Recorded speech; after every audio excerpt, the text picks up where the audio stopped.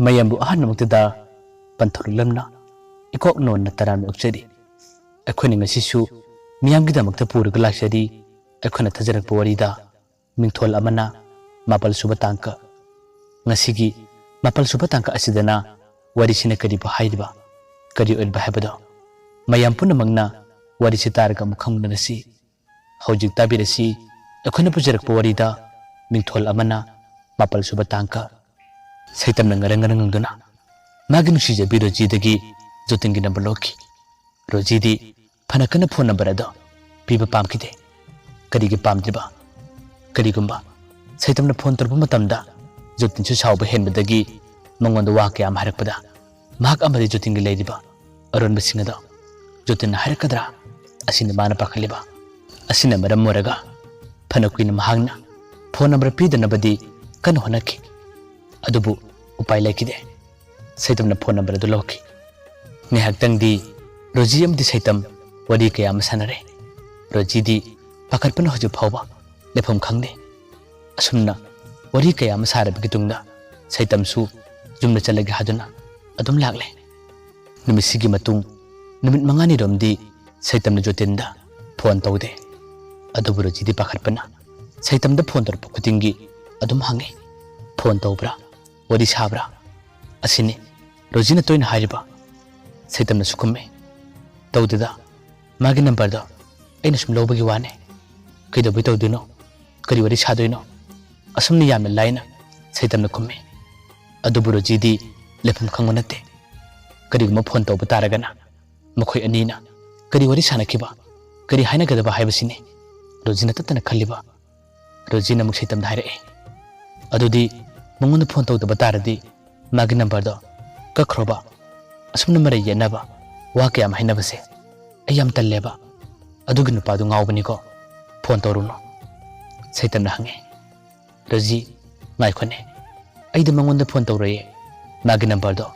aina sumna sum lobane aduga karigino aina mangonda phone tawbani haba matamda nang yamna pakhaliba thawai wari bisibo magumba masin thibi nupasidi asingmakidi thina ngangadabane adubu ai nangi mai yenlaga mangonda ngang masaibadi krimata tawroi aina magi phone number loribsidi hayeng tungkona nangi maramda wa hairakpa tarabadi aina mabu ngangane aina mabu sai gaduna phone number lobane nangbu jamna pakhatpra Rojina kume adugi wabudi natte aina haibadune mukhoigumba nupasikadi manhaninde ado nambu kari tawrino saitamna kume kadi tawni akhoi sak thongni misu leite aduna aina thongba tabane ise ani lerame makhoi su yum pankre dangonda nang lawa hegadabusu nang din nawdi harakane Rojina kume adudi achumani kaino akhoi ani khangna busu yam nukuide aduga aidi yamsu nawrida sahi amani di ningtamna lechabi yai kaino saitamna kume is kari sahi amani adudi yam sangmale aduna taba khara tension bi yaba mahiro Rojina kume asi phawba yama telabani ibungo aidi yaragadi sahi ahum mari hena legi hairabane thaitamna makhume adudi khare hen mandra nangdi masak matok phajabi le sabine hayeng kari bakanda ahen manupa kaya malakpada aibu thadokduna nana kari kuma sakhiba taragana kamdoba Rojina kume ibungo wakhandu yam thenmalle kharasu wakhaldo chauthong leiba tamo akhoi mana nang mi yaribado waloirabane nupi koibada mamana yaba haduna nupa singse yam tanabane nangdi narabu yamna pharabane akhoi imana su matam ayambada nangi wari tani hangliba nanga iga phone do wari sanabasu imana kadi mata haide ngangsu ngangde hayengwai nang aina matam charba matamda aibu lobu lakpiyo ai nangina tung ilaga laktoine asumna Rojina nungai nungai bu wa kaya ama saitamda haiba matamda saitam asukmatik penje nungai je numisigi matung makhoi ani yamna toina wari sane pulli aduga marak-marakta mafam matam thanaduna makhoi ani unaba kaya ama tawi saitamgi mapadi thabak tawi aduga machanupa saitamgi dabaktasu mapa khoina ꯃꯅꯤꯄꯨꯔꯒꯤ ꯊꯕꯛ ꯑꯃ ꯇꯧꯅꯕꯒꯤꯅꯤ ꯍꯥꯏꯗꯨꯅ ꯄꯩꯁꯥ ꯐꯥꯎꯕ ꯅꯝꯈ꯭ꯔꯕꯅꯤ ꯃꯁꯤꯗꯅꯤ ꯔꯣꯖꯤꯒꯤ ꯃꯃꯥꯒ ꯃꯄꯥꯒ ꯑꯃꯗꯤ ꯃꯍꯥꯛ ꯃꯁꯥꯃꯛ ꯐꯥꯎꯕ ꯁꯩꯇꯝꯒꯤ ꯋꯥꯈꯜꯗ ꯉꯥꯎꯔꯤꯕ ꯁꯩꯇꯝꯅ ꯍꯥꯏꯕ ꯈꯨꯗꯤꯡꯃꯛ ꯂꯣꯏꯅ ꯌꯥꯔꯝꯃꯤ ꯑꯗꯨꯒ ꯑꯁꯣꯝꯗꯅ ꯑꯃꯨꯛ ꯖꯣꯇꯤꯟꯗꯤ ꯀꯝꯗꯧꯔꯤ ꯃꯍꯥꯛ ꯔꯣꯖꯤꯒꯤ ꯋꯥꯈꯜꯗ ꯇꯨꯝꯕ ꯆꯥꯕ ꯌꯥꯈꯤꯗꯦ ꯃꯇꯝ ꯀꯨꯏꯅ ꯈꯪꯅꯈꯤꯕ ꯅꯨꯄꯤ ꯅꯠꯇ꯭ꯔꯕꯁꯨ ꯃꯥꯒꯤ ꯊꯃꯣꯏꯗ ꯇꯥꯈꯤꯕ ꯑꯁꯦꯡꯕ ꯅꯨꯡꯁꯤꯕ ꯍꯥꯏꯕꯗꯨ ꯑꯣꯏꯈꯤꯕꯒꯤꯔ ꯈꯪꯗꯦ ꯃꯃꯥꯟꯅꯕ ꯄ꯭ꯔꯦꯝꯅ ꯃꯥꯅ ꯃꯇꯝ ꯈꯨꯗꯤꯡꯃꯛꯇ ꯔꯣꯖꯤꯒꯤ ꯋꯥ ꯀꯌꯥ ꯑꯃ ꯇꯝꯂꯤ ꯋꯥꯀꯠꯆꯔꯤ ꯄ꯭ꯔꯦꯝꯅꯗꯤ ꯃꯃꯥꯟꯅꯕ ꯀꯧꯕꯅꯤꯅ ꯅꯨꯡꯉꯥꯏꯇꯕꯗꯒꯤ ꯖꯣꯇꯤꯟꯕꯨ ꯊꯦꯝꯃꯤ ꯃꯔꯨꯞ ꯑꯗꯨꯒꯨꯝꯕ ꯅꯨꯡꯉꯥꯏꯇꯕ ꯋꯥꯈꯜꯗꯣ ꯈꯜꯂꯨꯔꯅꯨ ꯃꯥꯅ ꯅꯐꯝꯗꯒꯤ ꯂꯥꯞꯈꯤꯕ ꯇꯥꯔꯕꯁꯨ ꯅꯪꯒꯤ ꯊꯃꯣꯏꯕꯨ ꯃꯁꯛ ꯈꯪꯕꯤꯕ ꯅꯨꯄꯤ ꯑꯃꯗꯤ ꯍꯌꯦꯡꯋꯥꯏ ꯁꯣꯏꯗꯅ ꯂꯥꯛꯀꯅꯤ ꯃꯇꯝꯗꯣ ꯉꯥꯏꯔꯁꯤ ꯅꯨꯄꯤ ꯑꯃ ꯀꯥꯏꯅꯔꯦ ꯍꯥꯏꯗꯨꯅ ꯅꯪꯅ ꯑꯁꯨꯝꯅ ꯇꯨꯃꯤꯟ ꯇꯨꯃꯤꯟ ꯂꯩꯕ ꯃꯁꯤꯗ ꯐꯝꯂꯒ ꯂꯩꯕꯁꯦ ꯑꯩꯁꯨ ꯇꯁꯦꯡꯅ ꯑꯃ ꯅꯨꯡꯉꯥꯏꯇꯦ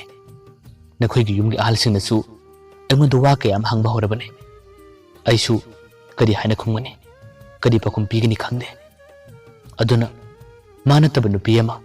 ꯅꯪ ꯀꯣꯏꯅꯕ ꯇꯧꯔꯣ ꯖꯣꯇꯤꯟꯅ ꯈꯨꯝꯃꯤ ꯃꯔꯨꯞ ꯑꯩ ꯀꯅꯥꯒꯨꯝꯕ ꯅꯨꯄꯤ ꯑꯃꯗ ꯐꯥꯎꯕ ꯀꯣꯏꯅꯤꯡꯗꯦ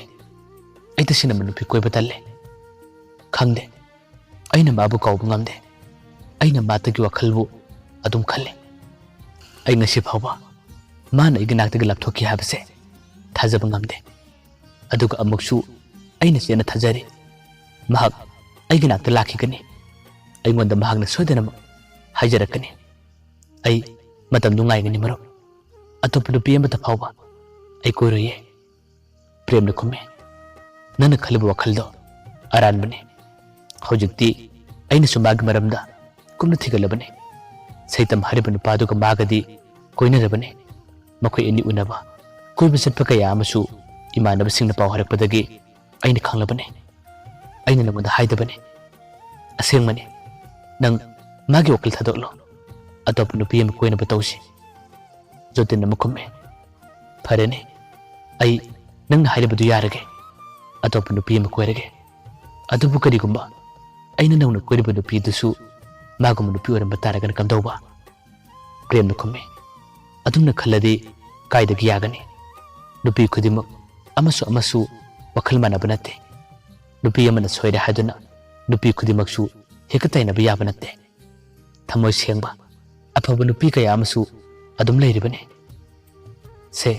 ꯑꯩꯅ ꯍꯥꯏꯔꯤꯕꯁꯦ ꯑꯃꯨꯛꯇꯤ ꯌꯥꯎ ꯔꯣꯖꯤꯒꯤ ꯋꯥꯈꯜꯁꯦ ꯅꯪ ꯈꯜꯂꯨꯔꯅꯨ ꯍꯌꯦꯡ ꯀꯔꯤꯒꯨꯝꯕ ꯃꯥꯅ ꯅꯪꯒꯤ ꯅꯥꯛꯇ ꯂꯥꯛꯄ ꯇꯥꯔꯕꯁꯨ ꯅꯈꯣꯏ ꯑꯅꯤ ꯂꯩꯃꯤꯟꯅꯕ ꯅꯈꯣꯏ ꯑꯅꯤ ꯍꯤꯡꯃꯤꯟꯅꯕꯁꯦ ꯑꯩꯒꯤ ꯋꯥꯈꯜꯗꯗꯤ ꯅꯨꯡꯉꯥꯏꯅꯤ ꯍꯥꯏꯕ ꯊꯥꯖꯗꯦ ꯃꯈꯣꯏ ꯃꯃꯥꯁꯨ ꯑꯍꯦꯟꯕ ꯌꯥꯝꯅ ꯄꯥꯝꯃꯦ ꯄꯨꯝꯅꯃꯛꯁꯦ ꯅꯪꯅ ꯊꯕꯛ ꯇꯧꯗꯕꯗꯒꯤ ꯁꯣꯏꯔꯤꯕꯅꯤ ꯅꯪꯅ ꯀꯔꯤꯒꯨꯝꯕ ꯊꯕꯛ ꯇꯧꯔꯝꯕ ꯇꯥꯔꯕꯗꯤ ꯔꯣꯖꯤꯁꯦ ꯅꯉꯣꯟꯗꯒꯤ ꯂꯥꯞꯊꯣꯛꯂꯣꯏ ꯅꯪꯒ ꯃꯥꯒ ꯅꯨꯡꯁꯤꯅꯒꯅꯤ ꯀꯣꯏꯅꯒꯅꯤ ꯃꯈꯣꯏꯒꯤ ꯃꯃꯥꯅꯁꯨ ꯅꯪꯕꯨ ꯌꯥꯝꯅ ꯌꯥꯒꯅꯤ ꯑꯁꯤꯒꯨꯝꯕ ꯅꯨꯄꯤ ꯑꯁꯤꯗꯕꯨ ꯅꯪꯅ ꯃꯥꯒꯤ ꯋꯥꯈꯜ ꯀꯥꯎꯕ ꯉꯝꯗꯦ ꯍꯥꯏꯗꯨꯅ ꯑꯗꯨꯝ ꯂꯩꯔꯤꯕꯁꯤꯕꯨ ꯀꯔꯤꯒꯤꯅꯣ ꯑꯩꯅ ꯍꯥꯏꯔꯤꯕꯁꯦ ꯑꯃꯨꯛꯇꯤ ꯌꯥꯕꯤꯌꯨ ꯀꯩꯗꯧꯔꯒꯦ ꯑꯩꯁꯦ ꯅꯪꯒꯤ ꯃꯔꯨꯞꯅꯤ ꯃꯔꯨꯞ ꯑꯃꯅ ꯑꯋꯥꯕ ꯇꯥꯕ ꯃꯇꯝꯗ ꯅꯣꯠꯂꯒ ꯌꯦꯡꯗꯨꯅ ꯂꯩꯒꯗꯕ ꯃꯔꯨꯞ ꯑꯗꯨꯗꯤ ꯑꯩꯗꯤ ꯅꯠꯇꯦ ꯑꯩꯈꯣꯏ ꯑꯅꯤꯗꯤ ꯄꯤꯜꯂꯤꯉꯩꯗꯒꯤ ꯄꯨꯜꯂꯛꯄꯅꯤ ꯅꯪꯅ ꯍꯔꯥꯎ ꯇꯌꯥꯝꯅ ꯂꯩꯕꯗꯣ ꯑꯩꯁꯨ ꯎꯅꯤꯡꯉꯤ ꯃꯇꯝ ꯌꯥꯝꯅ ꯀꯨꯏꯔꯦ ꯅꯪꯅ ꯃꯁꯤꯗ ꯎꯅꯒ ꯂꯩꯕꯁꯦ ꯑꯃꯨꯛꯇ ꯍꯥꯏꯌꯨꯁꯦ ꯔꯣꯖꯤ ꯅꯠꯇꯕ ꯅꯨꯄꯤ ꯑꯃꯇꯪꯗꯤ ꯅꯪ ꯈꯜꯂꯣ ꯑꯩꯅ ꯅꯪꯒꯤꯗꯃꯛ ꯃꯇꯦꯡ ꯄꯥꯡꯒꯅꯤ ꯑꯩ ꯂꯩꯔꯤꯕꯁꯤꯅꯦ ꯑꯃꯨꯛꯇ ꯍꯥꯏꯔꯛꯎꯁꯦ ꯃꯃꯥꯟꯅꯕꯒꯤ ꯋꯥꯗꯨ ꯇꯥꯕꯗ ꯖꯣꯇꯤꯟ ꯉꯥꯏꯍꯥꯛꯇꯪꯗꯤ ꯋꯥꯈꯜ ꯑꯃꯅꯤ ꯈꯜꯂꯤ ꯑꯗꯨꯒ ꯇꯞꯅ ꯑꯃꯨꯛ ꯈꯨꯝꯃꯤ ꯏꯇꯥꯎ ꯔꯣꯖꯤꯒꯤ ꯋꯥꯈꯜꯁꯦ ꯑꯩ ꯑꯗꯨꯝ ꯈꯜꯂꯒ ꯂꯩ ꯃꯥꯕꯨ ꯀꯩꯗꯧꯅꯨꯡꯗ ꯑꯩꯅ ꯀꯥꯎꯕ ꯉꯝꯗꯦ ꯑꯗꯨꯕꯨ ꯑꯣꯏꯔꯔꯣꯏꯗꯕ ꯃꯥꯒꯤ ꯋꯥꯈꯜꯕꯨ ꯑꯩꯅ ꯀꯌꯥꯝ ꯀꯨꯏꯅ ꯈꯟꯒꯅꯤ ꯃꯍꯥꯛꯀꯤ ꯋꯥꯈꯜꯕꯨ ꯅꯍꯥꯛꯅ ꯀꯥꯎꯊꯣꯛꯍꯟꯕ ꯉꯝꯒꯅꯤ ꯍꯥꯏꯔꯕꯗꯤ ꯑꯩ ꯋꯥ ꯑꯃꯇ ꯍꯥꯏꯒꯦ ꯑꯩꯅ ꯍꯥꯏꯔꯤꯕ ꯋꯥꯁꯦ ꯅꯪꯅ ꯌꯥꯕꯤꯌꯨ ꯑꯩ ꯄꯩꯁꯥ ꯄꯥꯏꯕ ꯅꯨꯄꯤꯗꯤ ꯀꯣꯏꯅꯤꯡꯗꯦ ꯄꯩꯁꯥ ꯄꯥꯏꯖꯗꯕ ꯂꯥꯏꯔꯕ ꯊꯃꯣꯏ ꯁꯦꯡꯕ ꯅꯨꯄꯤ ꯑꯃꯈꯛ ꯑꯩ ꯀꯣꯏꯖꯒꯦ ꯑꯗꯨꯒꯨꯝꯕ ꯅꯨꯄꯤꯗꯣ ꯅꯪꯅ ꯃꯇꯦꯡ ꯄꯥꯡꯕ ꯉꯝꯕ ꯇꯥꯔꯕꯗꯤ ꯑꯩ ꯅꯪꯅ ꯍꯥꯏꯔꯤꯕ ꯋꯥꯗꯨ ꯌꯥꯏ ꯑꯗꯨꯒ ꯀꯔꯤꯒꯨꯝꯕ ꯅꯪꯅ ꯃꯇꯦꯡ ꯄꯥꯡꯕ ꯉꯝꯗꯕ ꯇꯥꯔꯕꯗꯤ ꯑꯩ ꯔꯣꯖꯤꯕꯨ ꯉꯥꯏꯒꯅꯤ ꯃꯥꯅ ꯌꯨꯝ ꯄꯥꯟꯗ꯭ꯔꯤ ꯐꯥꯎꯕꯗꯤ ꯃꯍꯥꯛ ꯑꯩꯒꯤ ꯅꯥꯛꯇ ꯂꯥꯛꯀꯅꯤ ꯍꯥꯏꯕꯒꯤ ꯑꯁꯥꯗ ꯑꯩ ꯃꯥꯕꯨ ꯉꯥꯏꯖꯒꯦ Mamanaba Premsu Jotin Haribu Wado Munna Tarame Aduga Muktamna Kume Laini Kaino Kaigilatani Aishu Nang Haribu Wado Yaningi Pasa Pai Hadunabu Kaributone Inak Pana Kulabasu Leminabu Nungaitraba Luinabu Nungaitrabadi Punam Arim Ngantani Aduna Kwaidagi Hena Mathu Taribase Tamoy Shengba Lotuk Lukulitabu Nupidune Aduna Nang Lojigo Kalado Taduna Batora Hoi Kaubungam the Badia Adabu Kadiu Paitone Tamna Tamna Kaubu Tambatabane Lao Selasi Aku any tamak Asuna Masi the Pambase Awu missing a su Yemu the Pasade Selasilo Nashidagi Aina Haibu Kudimak Nangaga the Bane Nuaita Wakal Nankalo the Bane Yarabanatra Jotinsu Tamnukume Hoi Nang Haibu Wado Ayarage Adobo Ay Rojibudi Kaubung Muni Habse Tajade Prem Haide Adungam the Buduni Namnabu Navatare Mana the Nambu Kaubungam Laga Kariki Nang the Mabu Kaubungam Loy Selasilo Asumna Mamanaba Prem the Pazana Temadagi Jotin Nuaita Wakal Sing Adobu Tamna Lakshina Honaraki Nuti Numikutingi Muku and Punama Tamda Mamanaba Moibagi Magi Pang Biaba Matensing Poundana Nuaita Bori Sing Adobu Karadam would have Sukar of the Hadana Nuai Bori Kayam Sabidana Hojuti Jotin Rojigo Kalagi Tamna Nate Borgle Marup Amana Marup Magidamakta Kagadamak Wazaba Kagamatak Honabi Habada Handakimatanga Sida Jotin Prem from the Gikangi Mahangna Prembu Kadan the Kaubungamde Naganuaita Kudimapu Prem Lakshin Bibane Hojukti Prem Haibu Kudimak Jotin Loni Yarame Asum the Suamakam Dori Saita Mamadurazi Koinari Nushinari Adabu Mamani Yabagamatungina Saitam Magimasada Napal Kaban now Jabakayamadi Asumtore Rojina Mabu Toin Hena Pamze Nushije Mana Pamjabang Jabatanatana Mamana Su Hena Pamagi Mongayam Upasina Saitam Napan Kakiduna Ying Madina Daba Mongkayama Tatan Utpore Masida Rojina Saitam Temi Adumatogano Nangator Mongbato Singado Hainade Mina Sundang Baramna Paukam Hare Nag Adopanupi Cobra Nahalamuksu Nupi Muxaminarame Warisanarami Hadunasu Paukam Hare Hayo Nang Hanakamong Matoe Saitam Nukume Ekasum de Kaino Mina Haidibudo Hajilibane Migum Yalorabadi Aku Anise Luina Biaroi Punbiaroi Tuina Kanabas Honabadi Adam Topatabane Nangina Mina Kongna Pazana Kanglabakanda Ingonangalo Zero Ayagane Adu Dinatana Kangju Kangdana Minatamba Powder Pumta Tazagano Aitaning de Rojina Kome Minatam Powder Karamakadi Sumlabane Nang Hanakamanade Nangin Wongna Tose Kare Hele Aina Nabunu Shibadagi Nanga Haibu Kudimak Aini Yaki Nangi Bambu Kudimak Aini Piki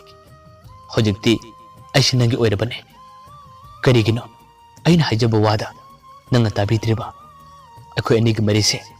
Akogi Mapabung Danate Akogi Lekai Kudimak Loina Kangmane Adomatobi Asumna Rojina Pazana no Jeraga Hibamatamda Saitun Namakumi Roji Aikashum to the Habane Mina Hidabaton Pausingado Oi the Bangaktani Minambane Nako Imana Morolama Natene Nanakarigunaba No Mother Hair Ponto Lesibo Adomato Holakano No Imana on the Hidabasingado Ai Tabadiam Nuite Ako Anise Lunagalebus Nate Karigino Aina Gatin Topada Gatin Tumatamda Nako Imana on the Pontoraga Aingara location Senariba Kumutik Lupsikarigunava Ai Adumada Hinade Tausuto Honingde Rosina Kume Nahanwai the Nangshe Akoi Maga Nagda Tuna Lae Aduga Ekoi Maga Nanga Wadi Kayam Sane Ingonda Sunanga Tatan Hangi Noi Male Hobra Wadi Sage toina hai aduga ngasina karigino akhoi magi wa panba akhoi mana wa hara kumatamda nangna sauriba yaningdriba ai khange nangi thamoise hanakti karigum ahum khara lagle haba saitamna khume aduga wang ta sunatida roji yengune hojikti nangai khangnare thajanabagi matungina akhoi ani amana hainabasu loina tanai loina yanai asida nangna thajadabadagi aingonda wa kayam haire ngange nang lao haiba matamsu ai adum lae akhoi ani unabada hadakti toina mara yene aduna aise nangina lak patalle rojina khume adoda khangde laliba sande numita nang lao aduga akhoi ani wari sanase aina nangonda haigadaba wa yam leire saitamna khume lake asumna makhoi ani matam thane saitamdi roji ki mong mataw amadi mama ki mong mataw ado hainadabagi khangde aduga atopna nupi ahen pambagi khangde roji ki wakhandagi tamna na thaigi hadunadi adum khanba horabane hojikti mahangna roji ki asoibabu tamna thiba hore matam kuina mahaki phone da jotin ki phone number yawe aduda mahak rojina haibagi matungina nongota phaba phone to kibanate adabu hojikti roji ki asoiba thirak matamda jotin da phone to ningba amadi makhoi anidi hana nusinara makhangna bo ibanina kari asoiba leiba habado khangning kaya amadi saitamna faraki masimangna ne mathangi numit amada mahangna jotin gi number da phone to ki aduga roji ki maramda wa kaya mahangore jotin su phone number adu kanagano khangdabana ahan matamdati phajana mata sena khumde adubu kona thangda saitamna harakpadagi jotin nyaktang tumina laiki adubu mahak yamna singma migi maramda phajana khangonu pane saitamna roji ki maramda wa kaya mahangba tarabasu asema amata haikide punamak lolaga khumki jotin asumna haiki aina mabu nusiki aina mabu pamjai matam kharadangdi mahak engonda yarame adubu ma aigi nuksinabadi yamacham nuksinabane thoidokpa ahenbadi karimata yaukide nang engonda lana khanbado khangano ai magi wakhandagisu lapthoklabane hojik aidi atopa nupi ma koina ba thorang tawre wai shahara ko matamda saitamna khume nana khaliba duga samane aishu mangondagi lapthokle nokhoi anigi maribu khangdabana aina matam kharadi ayat oikre aibu sawbigano aibu ngakpiyo hojik roji se nangi wakhanbu khallibane nangtabu solibane maga wari sanabiyo amuktu unabiyo nangonda wa haigadabasu mahakti ikaibana karimata haiba ngamde haibane aina haribase asengbane ai thamage asumna saitamna saminsanba wa kayama jotin harakpadagi jotin wakalam khale saitamdi phone thamkre jotin khalle mana haribasibu tasina machumbrane mahak hojik aibu ngairibra asumna thajadaba wakal kayamadi jotin khalle kari lab thokadori karibu oigadori mathanga takakta kari tholaga bahibado mayam puna ngaminarasi